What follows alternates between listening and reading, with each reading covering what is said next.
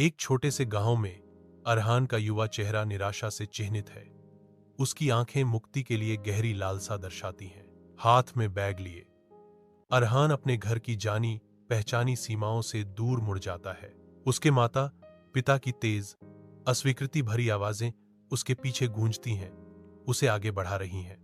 अरहान जंगल के आलिंगन में कदम रखता है, जहां प्राचीन पेड़ मंडराते हैं और हवा में रहस्य बने रहते हैं। फुसफुसाहटें जंगल से गुजरती हैं, अरहान को अज्ञात में गहरा ले जाती हैं। एक चमकदार नीली रोशनी दूरी पर स्पंदित हो रही है, जो अरहान को उसके स्रोत की ओर बुला रही है। जंगल के हृदय में अरहान तैयार खड़ा है, पक्षियों और जानवरों की एक सिम्फनी युद्ध के लिए तैयार है। पत्थर गिरते हैं, जैसे सांप रेंगते हैं, अरहान की शक्ति बढ़ती खतरे के खिलाफ। अरहान के साथ जारिश जोरदार लड़ाई लड़ता है, अराजकता में साहस का प्रतीक।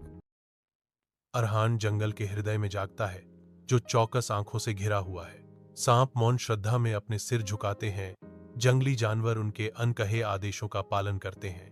अरहान को गहरी सच्चाई का एहसास होता है, अब उसका प्रकृति के मूल तत्व पर अधिकार है। अरहान एक गांव में प्रवेश करता है, एक अभयारण्य जहां पक्षी गाते हैं और जानवर स्वतंत्र रूप से घूमते हैं।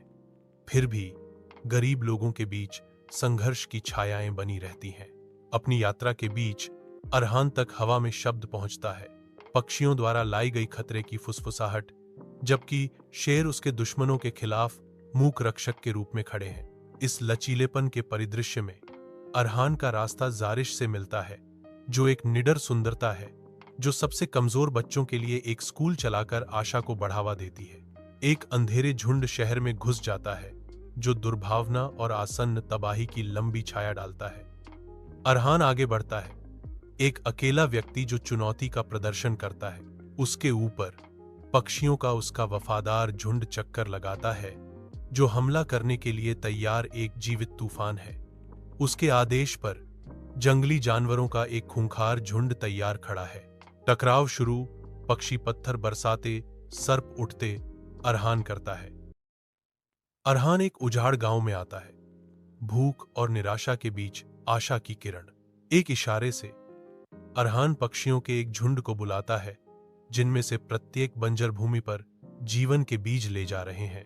शहरों की दहाड़, ग्रामीण सुरक्षित। अरहान और जारिश खानजाम शहर में कदम रखते हैं, जो हलचल और प्राचीन वास्तुकला का केंद्र है।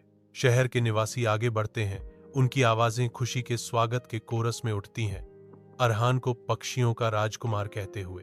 अरहान भीड़ की प्रशंसा का जवाब एक गंभीर प्रतिज्ञा के साथ देता है, मैं हमेशा आपकी मदद करने का वादा करता हूं। अपने नए घर में अरहान और जारिश एक दीपक की गर्म चमक के बीच बैठे हैं, उनके चारों ओर छायाएं नाच रही हैं।